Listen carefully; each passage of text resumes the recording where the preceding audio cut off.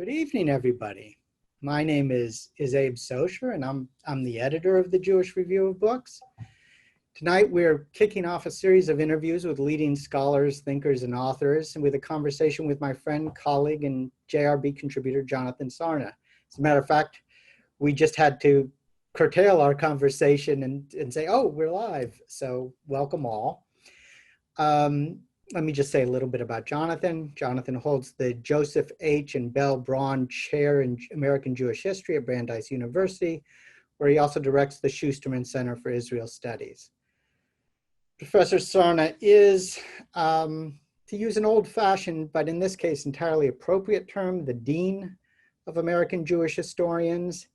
He's the author or editor of, I sat down to count it, something like 36 books on American Jewish life, including the definitive history, which you'll actually see the book jacket behind him.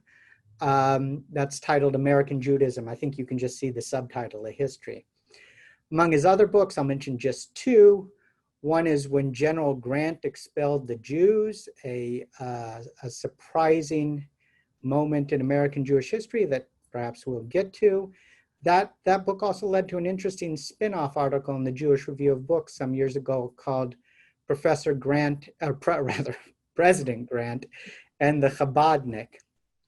And just last year, he introduced and edited a unique 19th century novel, a novel he discovered, and I hope we'll get to that too. Before we get started, let me just say a little bit about the format and the series of conversations which this discussion with Professor Sarna kicks off. Jonathan and I will talk about 40 minutes or so, then we'll open the floor for questions. We've already received a couple of questions from you. If you have a question, just click on that chat box at the center bottom of your Zoom screen or window at any time and send us your question. We'll get to as many of them as we can. Just one caveat for you, our very literate and very Jewish audience, which we treasure. Please do make sure that your question is really a question, has a question mark at the end of it, that it's not a comment, a fascinating footnote, a learned counter lecture, or God forbid, an animated version. Finally, let me just say again, this is the first of a series of JRB conversations we'll be having in the coming months. We'll be announcing future ones.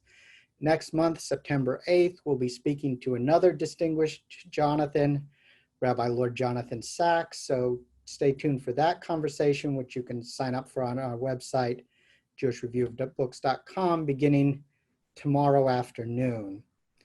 Now, let's begin. Jonathan, it's a pleasure to see you.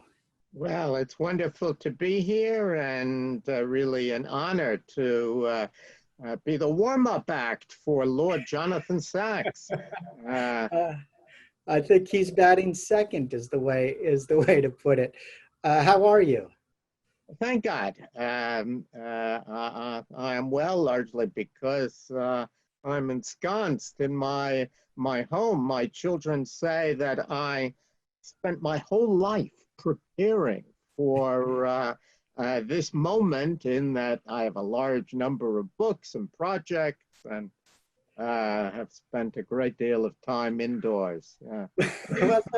Let's begin then with your first book, which maybe you haven't thought about in a while, but it's about a fascinating early 19th century Jew, Mordechai Emanuel Noah, Sheriff of New York, consul to Tunis, playwright, maybe not a very good playwright, you'll correct me if I'm wrong, and interesting utopian. So what drew you to Noah as a subject, and how is his life, or is his life, important for understanding the kind of grand arc of American Jewish history? Yeah, I still am very interested in Noah.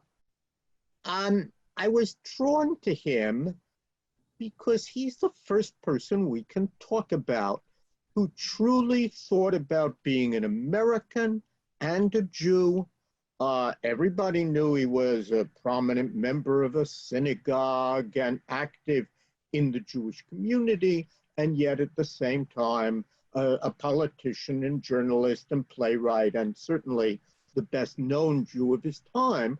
So if the basic problem of American Jewish history is, can we be both an American and a Jew? And what do we have to give up in the one in order to be the other? Or how do we synthesize them? Noah was a very good person to look at. He was the first, and that was interesting. I also looked at Noah because he really was the dominant personality in the period after the colonial era that Jacob Reda Marcus had written so voluminously about, but before most of the Jewish newspapers, which begin in the 1840s. So this is the dark period in American Jewish history. Any historian who wants to earn his salt tries to shed light on a dark period. One of the things that I showed was that if you looked at general newspapers, secular newspapers, you could find a lot of American Jewish history there. And especially Noah was an editor. I read his newspapers and what others said about him. And methodologically, that was important. We'll come back to that when we talk about Cora Wilburn. But I later had a sense that even in terms of his thinking about America, there were aspects that anticipated important developments. Most people know Mordecai Noah. He had an idea. I don't think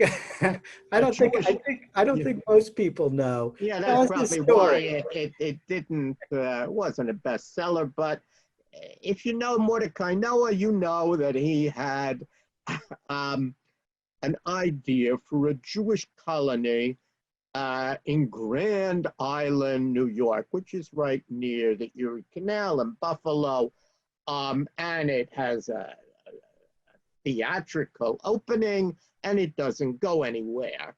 But the idea, which is not well understood, his idea was there were a lot of persecuted Jews. He had seen them. After all, he'd been in Tunis, where there was no shortage of persecuted North African Jews, Mizrahi, we would call them today. And he wrote a book, which people don't know, on his travels, which has interesting sections on Mizrahi Jews. How long? I'm sorry? How long did he spend in Tunis? He spent a couple of years in Tunis, and then he gets recalled. That's an interesting story in itself, because James Monroe made this horrible blunder in which he basically said, we thought it was an asset that you were a Jew because it was widely believed Jews were powerful there. We'll send, an Oriental Jew and he'll talk to them and that'll be good. But now we learn that in fact, it wasn't. It was a hindrance. One of the very interesting things I discovered in that book years ago was that that was a cover. There'd been a secret mission to help free Americans taken prisoner. And the mission was botched in many ways, and they didn't want to. By the Barbary Coast pirates? Yeah. And so they recalled him on religious grounds rather than saying the secret mission that we entrusted you with went awry, because that would have revealed the secret mission. But there was an outcry in the Jewish community, and rightly so, and he was recalled for being a Jew. and that allowed Mordecai Noah to self-righteously defend himself, which would have been tough otherwise. In any case, the point about Noah's color is which he called what? Ararat. And that's interesting because he knew his Bible. Ararat is a diaspora site in the Bible. Of course, it's related to Noah. The ark lands on Ararat, but Ararat is a diaspora site. And so I found the document. His first idea was to call it New Jerusalem. And when you think about how he moved from New Jerusalem to Ararat, suddenly it takes on meaning. But he had the idea that all these persecuted Jews, they'll come to America, they'll be transformed into moderns, we'll uplift and modernize them, and then they'll be good citizens. Maybe someday they'll go to the land of Israel, and when Jews are restored.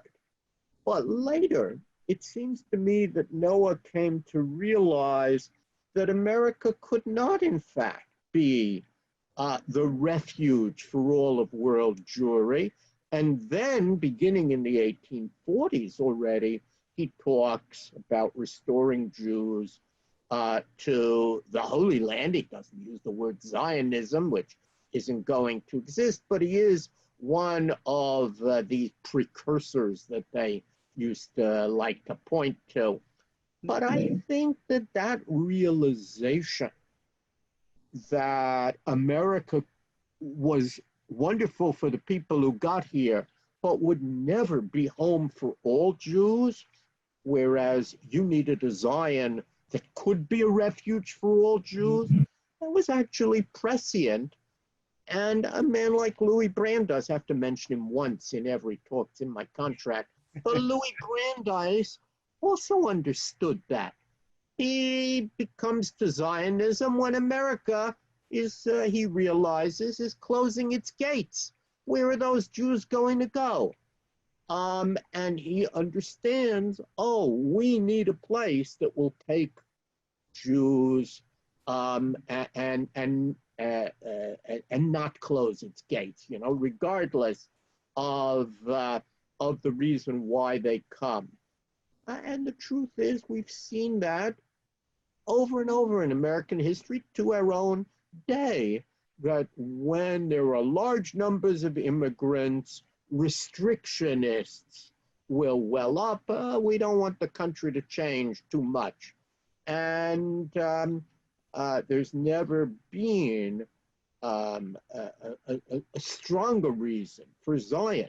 Had America said, all Jews who want to come to America, we're open. Any Jew wants to come, we let you in.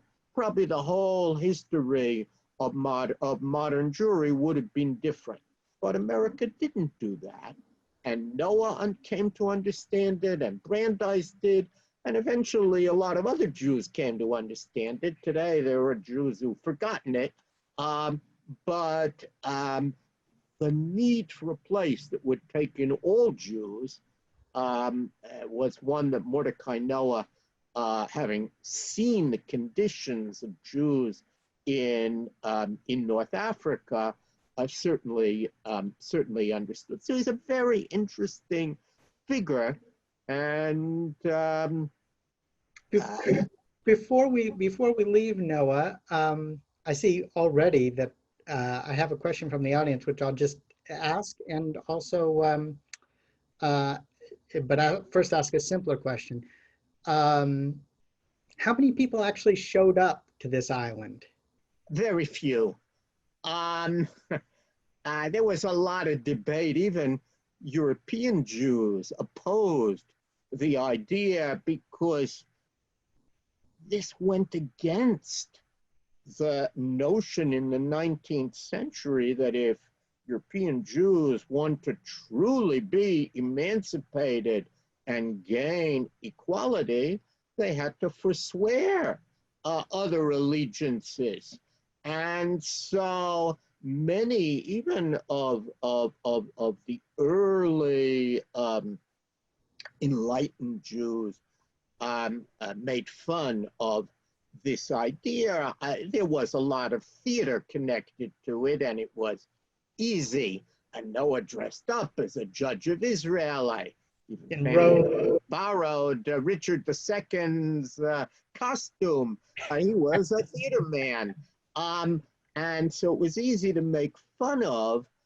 And the truth of the matter is that that area of upstate New York, Grand Island, it wasn't very inviting.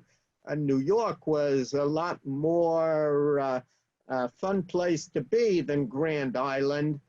So nothing much became of it. So our question for the audience is, was he recruiting all Jews, or was it specifically Sephardim, Mizrahim, or was he also He talked about all Jews.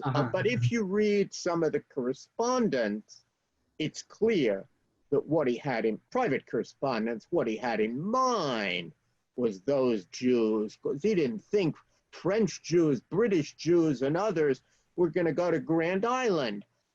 And even when you read the speeches and so on, that talk about uplifting the Jews and making them into, we might say, bourgeois moderns, that really didn't apply to the Jews of Europe. Some of those European Jews didn't understand that very well.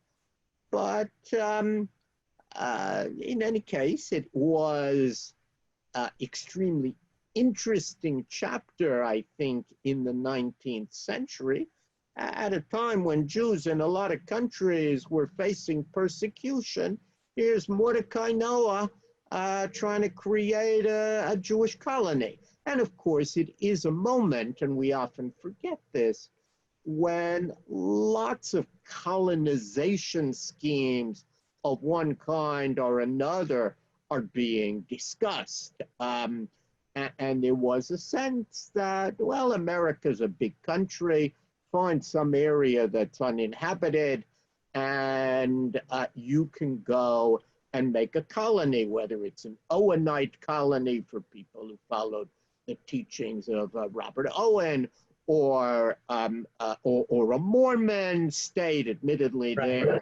they wanted them to leave the country, but it's a period when the idea of colonies is for groups that had particular ideas is much in vogue. And of course, there also the American Colonization Society who wants to create a colony for African Americans. So it was within its time. Yeah. Well, we're gonna get back to Cora Wilburn, but I want to jump now. Let's jump into the 20th century and 21st century. And well, let's see. Let's start with a somewhat touchy question. So it was occurring to me that in addition to being, the author of the great comprehensive history of American Judaism, you, if I'm not mistaken about this, you grew up with a father teaching at the Jewish Theological Seminary, JTS, the Great Conservative Seminary. Your first job was at HUC, the Reform Seminary. You studied in Orthodox institutions, and if I'm not mistaken, now daven in an Orthodox synagogue in Boston. So you've got a connection to each of these movements, and you can look over, as a historian, you can look over the long arc of their growth and where they've gotten to, and now at this moment, there's sort of a question as to how long they'll just survive as distinct movements. Or let me ask you this: is there a question? Do you think we'll have three major movements, say a decade from now, 2 decades from now? So first of all, your observation is right. I actually think I couldn't have had a better training for someone who wanted to write a book called American Judaism, I do know the three major movements as an insider. I knew many of their leaders. I knew how they worshipped. And I feel very fortunate as a student of American Judaism that I know those three movements on the inside. I'm fond of pointing out that if it actually turns out, though, that God is a Reconstructionist, which would be a great irony, then I'll need to get somebody to help me to help me get in. But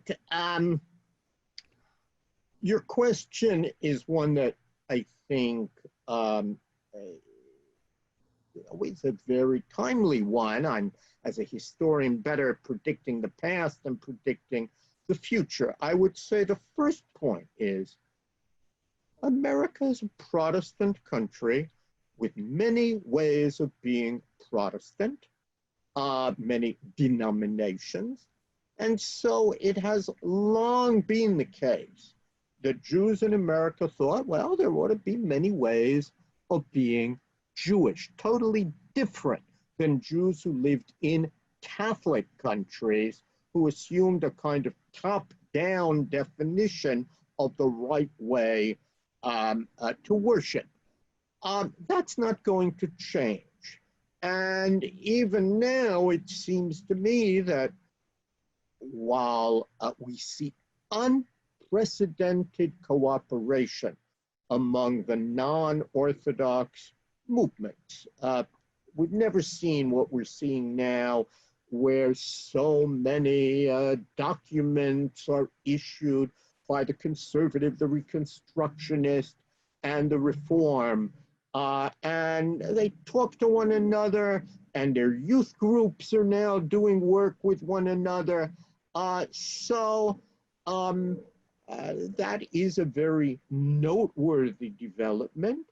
It is important to note that there's an even larger group of people who are neither Orthodox nor non-Orthodox. Some of those people say, no, I belong to a chavurah, or I belong to a minyan, or I'm trans-denominational, non-denominational, post-denominational. You get Chabad, extra, yeah. or I'm Chabad. You get extra credit if you know the difference between those three terms, post-trans and non, and then Chabad. So the number of Jews who are none of the above is growing much faster. Nevertheless, it does seem to me that Solomon Schechter's old sense that American Judaism would consist of Orthodox and liberal, which he took from England. Everyone's either a little liberal or a little conservative. And conservative didn't mean centrist. Conservative meant non-reform. The conservative movement may have shifted, but the idea that you'd have a kind of big tent Orthodox and a big tent liberal, non-Orthodox, seems to me increasingly the case in American Judaism. Whether that will end the denominational structure, I doubt it. Just as it didn't in Protestantism, where you similarly have quite a few different evangelical groups, quite a few different liberal Protestants. Some of them have merged, but a lot of them haven't, even though an outsider knows, well, they're liberals and evangelicals. And that, I think, may well be what happens in Judaism. The middle has largely dropped out, and that's true in American culture as a whole. The middle ground, the vital center, Arthur Schlesinger Jr. called it, which in the 1950s, when the conservative movement was going great guns, and I come out of that movement too, that was the middle where everyone was supposed to be. Today, a polarized America sees a polarized Judaism, left and right, and the center is very, very diminished. Oh, well, I have a question. I have a sharp question from the audience. Sure. Yitz Greenberg, who we both know, apparently said he didn't care which movement you belonged to, as long as you were ashamed of it. Yeah. So which movement do you think we should be ashamed of? Or perhaps All the of them. reader is He's asking, right. Oh, I mean, are you ashamed? listen, none of, and honestly, I think privately, each of the movements could think of things, people, moments that they're not particularly proud of. You know, my American Judaism, I think, notes various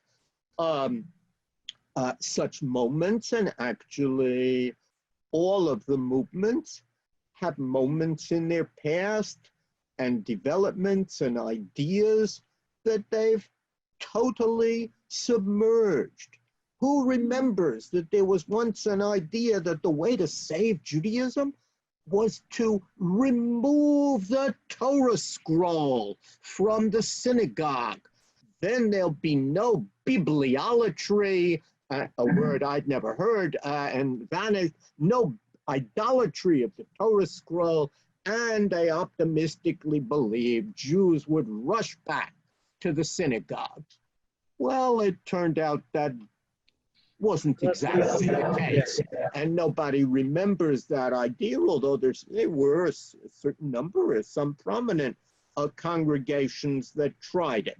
And certainly, who remembers today the polemical opposition to speaking English from the pulpit? You couldn't be a member of the ultra-Orthodox Agudat HaRabbanim if you preached in English. They thought that's the beginning of assimilation. Once you give in to the English language, it's all over. Well, today, Art Scroll and many Haredi newspapers appear in the very language that they wanted to submerge. So yes, everybody has things they can submerge, be ashamed of, and so on. On the other hand, every generation of American Jews from 17th century onward has imagined they might be the last generation, that their children won't be Jewish. And somehow or other, Jews are still around. And so there are things we can be proud of. We've muddled along, we've tinkered, we've tried things, but Judaism has survived. And that's not a small achievement in a country that does not write Judaism into your passport, doesn't force people to adopt a religion, and yet Jews are still here. I think we have to work very hard. I never take it for granted. We shape our future, but it's pretty remarkable that despite all of the fears, and Yitz Greenberg today is old enough to remember, nobody thought Orthodoxy would survive, and yet look at it. So it's a reminder of the dangers of prophecy.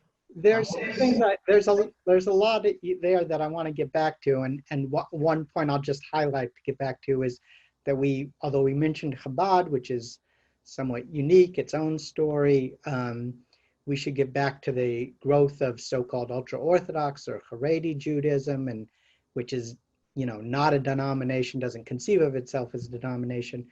There may be subgroups, there certainly are subgroups, but is the largest growing sector of identified Jews at any rate.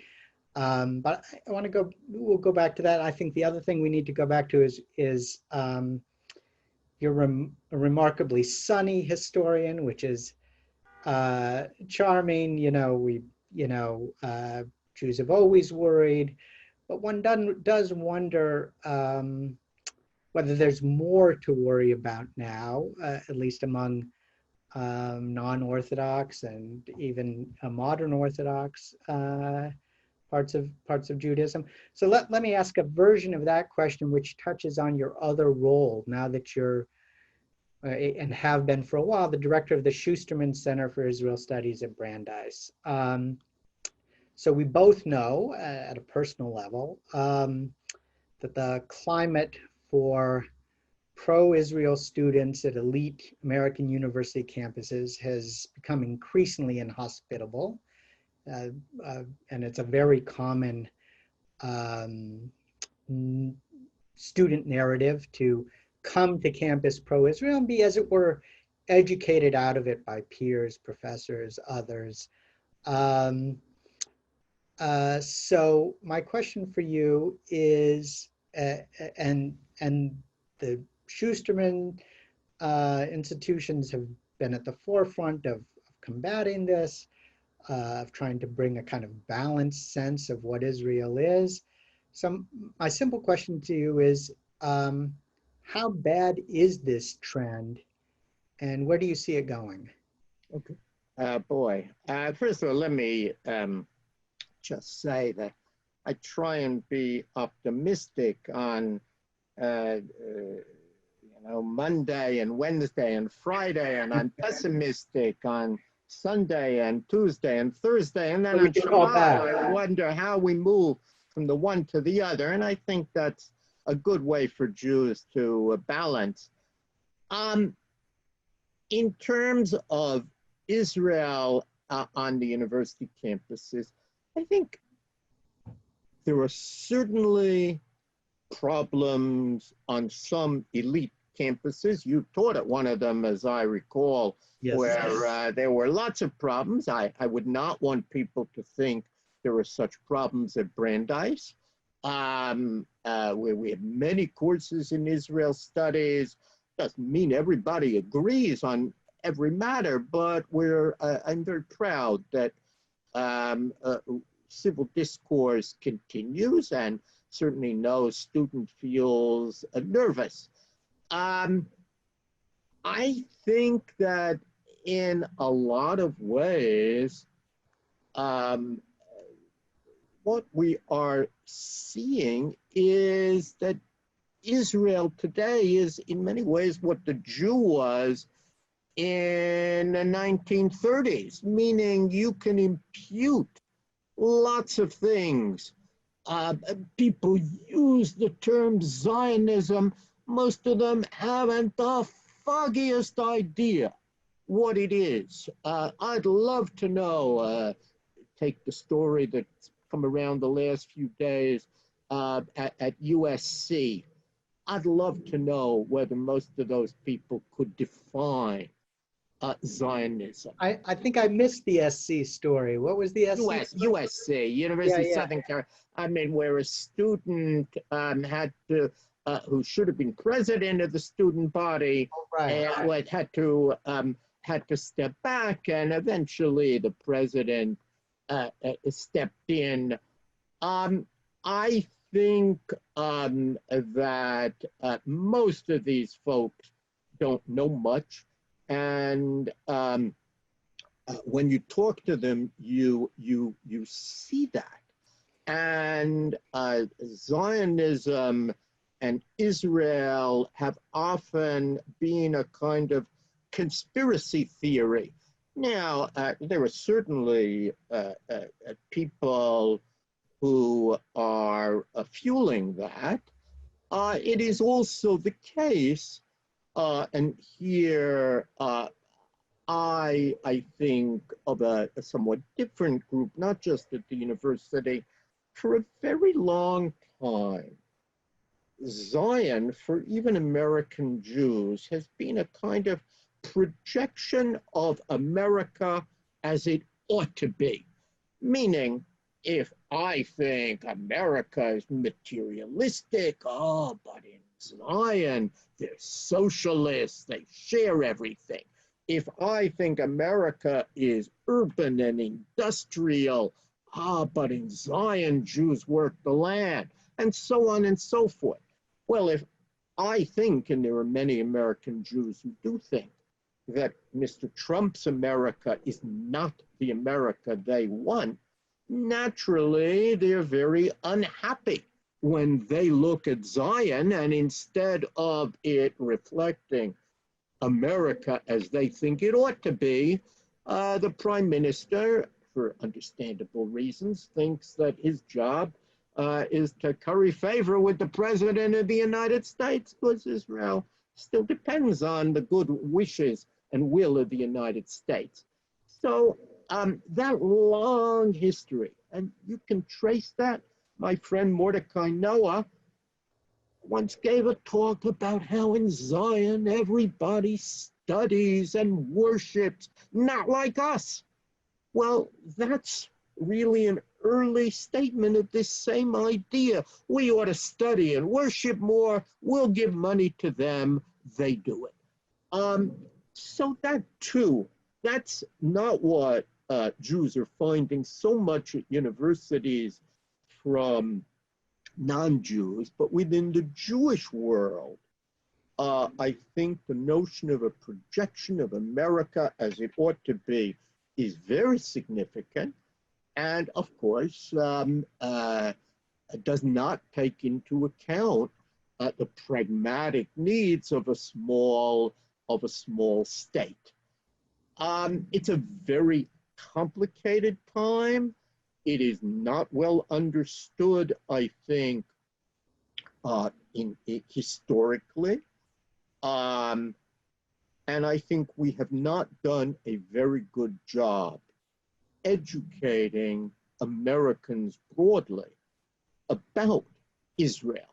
The Syrian crisis was a magnificent opportunity to remind people, see all these people? They used to be Jews. They had nowhere to go. That's why we needed a Zion.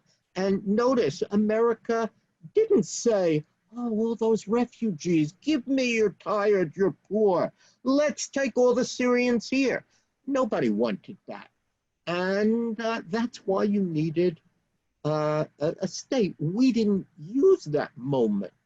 I think the Israelis understood it better. We didn't use that moment to teach a generation why you needed a Jewish state, but we could.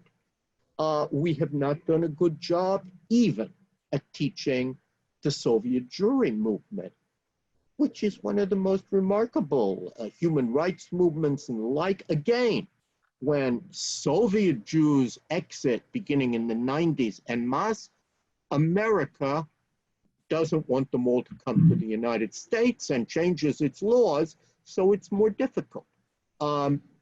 Israel will take them all in.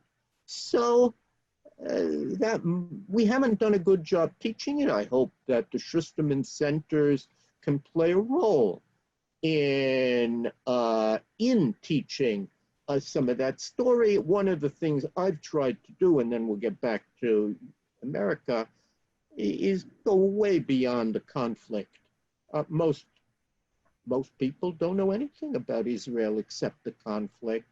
And we've done many programs that go beyond the conflict. And I think that's a very important thing to do. It turns Israel into a real country, which isn't done enough. Yeah, I think that's right. So back to America, as long as you raised the third rail of politics, maybe this will be the last of my questions, and we'll turn to some questions. I'll try to get to as many questions from others as we can. So those who are listening to you, to us, are not watching the Republican National Convention. Last week was the Democratic National Convention. The presidential election is just a little over 2 months away. How how important has the Jewish vote been in the past, and how important is it now? So I think one of the things that we forget is that historically, the two parties have been somewhat equal in size. Every vote matters. We've seen that in elections. No party can say, oh, we only want the Christian vote and hold themselves up that way, because it turns out that you don't want to alienate voters. And although Mr. Trump in some ways has violated this rule, the standard rule was that the politics of inclusion win more elections than when you exclude. The only folks you exclude are folks who don't vote. For a long time, African Americans or immigrants who, and then you could rail against them. Voters, you want them to vote for you. Now, Jews have a few things to remember that have made them important. Number one, they are in very important states, battlefield states, Pennsylvania, Florida, this year Ohio, Michigan.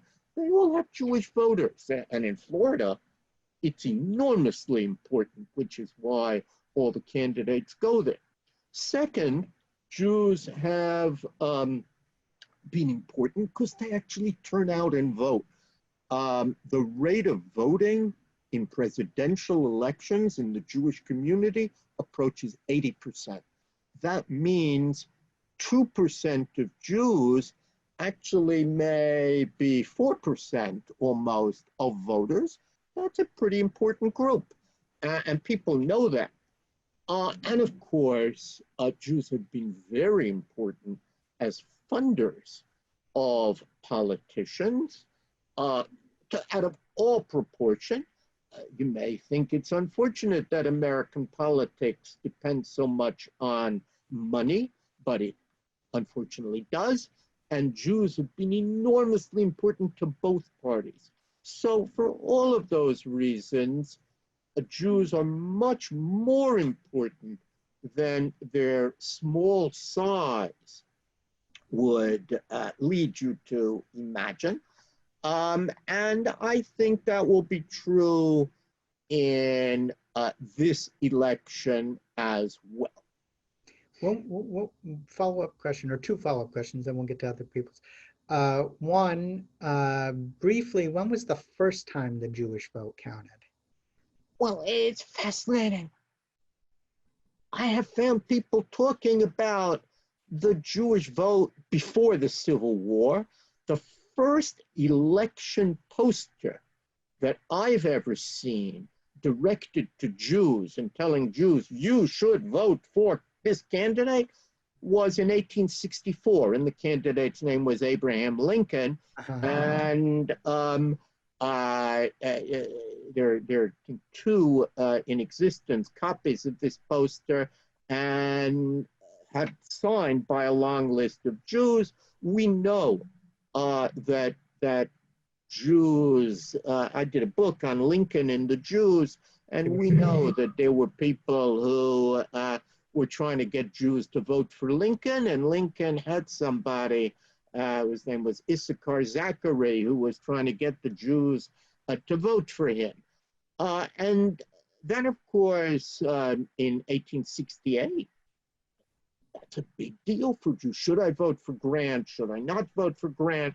Again, I feel like the proverbial professor. I did a book on that when General Grant expelled the Jews. But the election part and the extent to which people cared about the Jewish vote in 1868 is astonishing. And of course, they exaggerated the size of the Jewish vote, but the fact that they imagined it was important. And Ulysses S. Grant was so concerned about it. And later he has Jewish advisors and so on. And in 1872, he manages to get many of the Jews who didn't vote for him in 1868 to vote for him. All of that shows how deep that story, how deeply embedded the Jewish vote is in American history. And as a general rule, is there some number, if you get X% of the Jewish vote, you're likely to be successful? Is it that? Well, Republicans who have managed to get in the high 30s or 40%, almost always win. And Democrats who can't break well into the 60s and to lose, and of course the famous example is Jimmy Carter, who's the only post-World War, maybe the only Democrat really since Roosevelt who did not get 50% in the second election of Carter, and that's when he still has 1980 Jews, but he didn't win, and that was always a lesson to other Democrats about the perils of antagonizing the Jewish community the way Jimmy Carter did, and he is known, whether rightly or wrongly, but he is known to have blamed the Jewish community in part for the fact that he was a one-term president. So I'm going to combine two questions, one from Rachel Bortnick, the other from Frank Bagel. Rachel says, do you consider Jewishness to be more than a religion?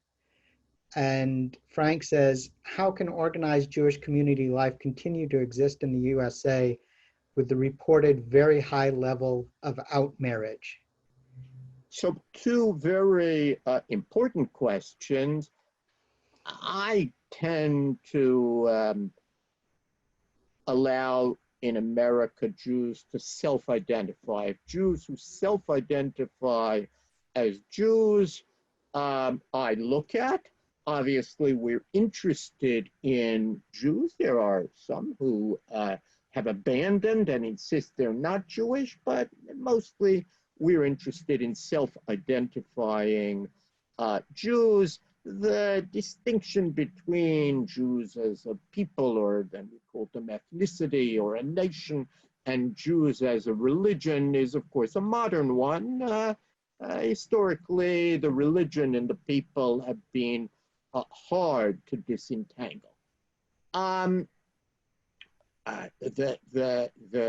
question of intermarriage, I think, is fascinating because a change has taken place that people don't notice, and Israel doesn't understand at all.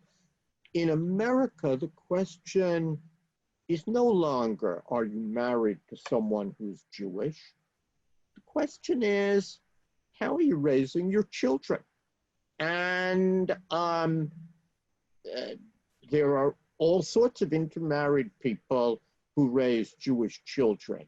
And in some communities, Boston is a good example, you have high intermarriage and the Jewish community gets bigger. You have to know a little mathematics, but if an intermarried couple have 2 children, both of those children are raised Jewish, the Jewish community is going to grow. Now, you may well worry, and I certainly worry, at Judaism as heritage, and that's on those days that I'm pessimistic, I say, sure, but it's great that we have all these candidates who are married to Jews, or like Joe Biden, have Jewish grandchildren, but how many of them are really Jewish? Bernie Sanders, he has quite a few grandchildren, not one of them is Jewish. On the other hand, Donald Trump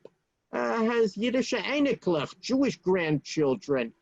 It's complicated, but by pointing out that it all depends on how you raise children, that at least gives hope that if we do a good job, we'll muddle along. And I look at some reform day schools, and they're full of children of intermarried parents, And yet those children know vastly more Jewishly than most American Jews do. So, and all of us, I'm sure you too, have had students. They don't have a Jewish last name, and they may not look Jewish, but they tell you, well, I had a Jewish mother or something, so they're halakhically Jewish. I had a Jewish mother. I'm interested in that. That's how I'm going to identify.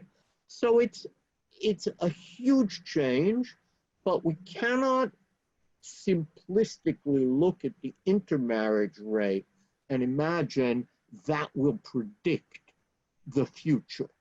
And I think it's bad for us to assume that the future is predestined. The future has always been in our hands. We shape the future. Hopefully, we'll shape it well.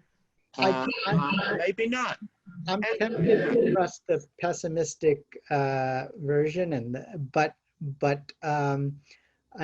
another listener asks, Helen Goldberg says, well, let's get back to this forgotten 19th century woman novelist that you discovered. What's that story?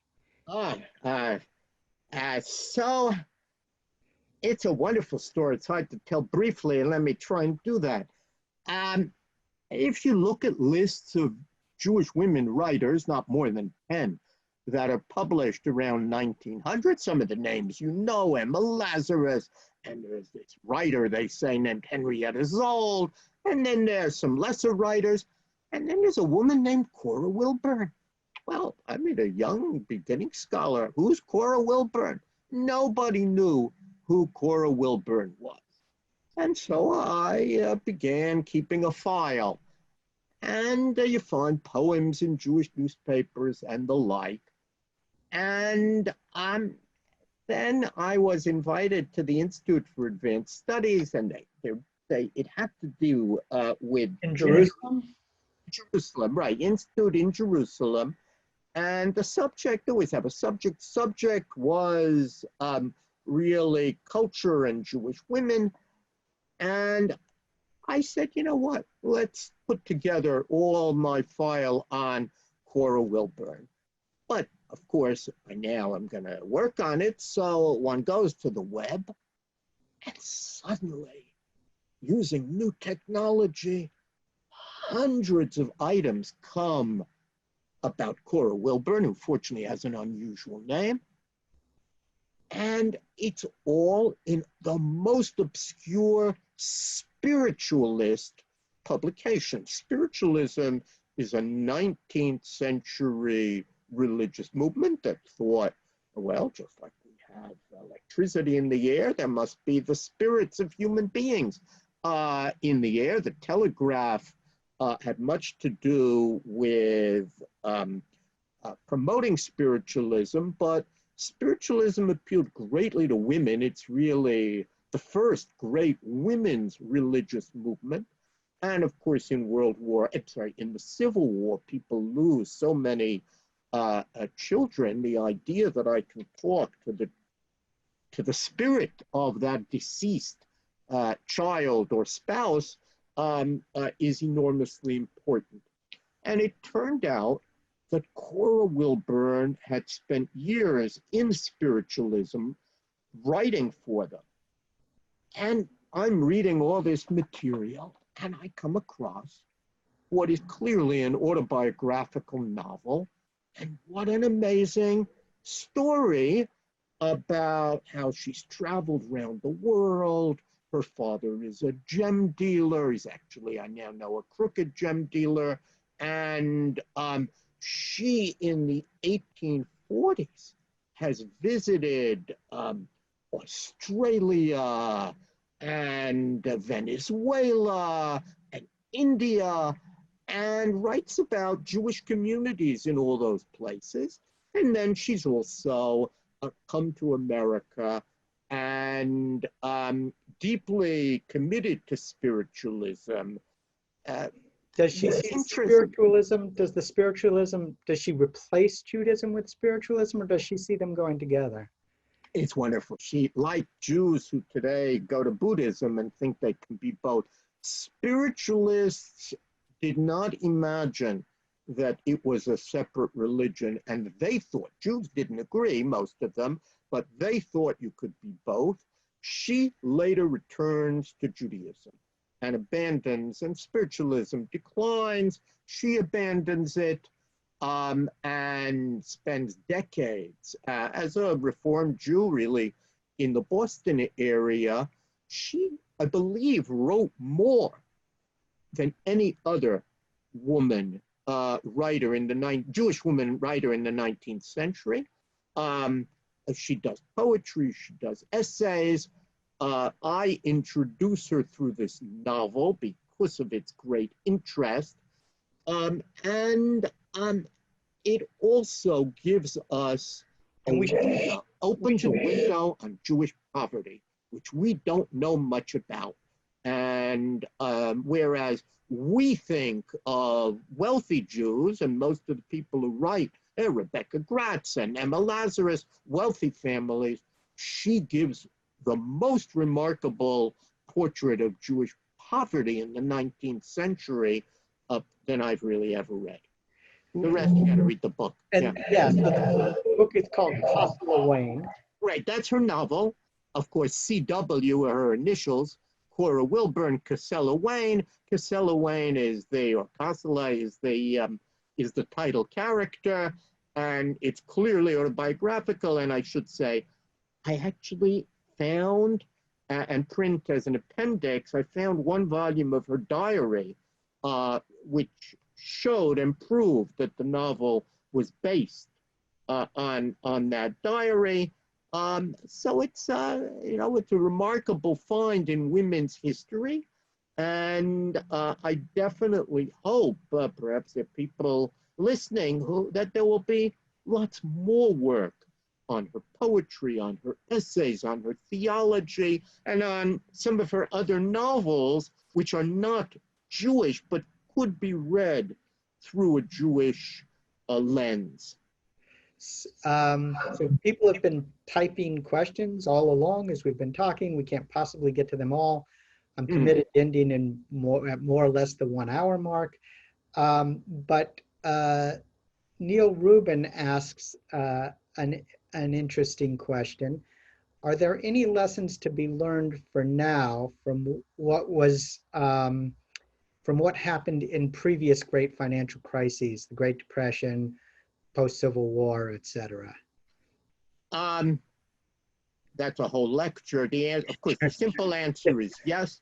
Sela Baron, the great Jewish historian, wrote a book on American Jewish history, which he titled significantly, Fueled by Adversity.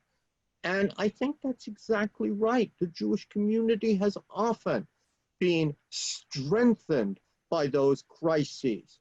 Moreover, oftentimes there are developments in the crisis that change Jewish life. The Great Depression leads to the 5-day week. That was one of the New Deal legislation, changed Jewish life, the 5-day week. There was no longer any conflict between the Jewish law and the American way of work. Now they were in sync, and Jews used the 5-day week, so much so that we take it for granted.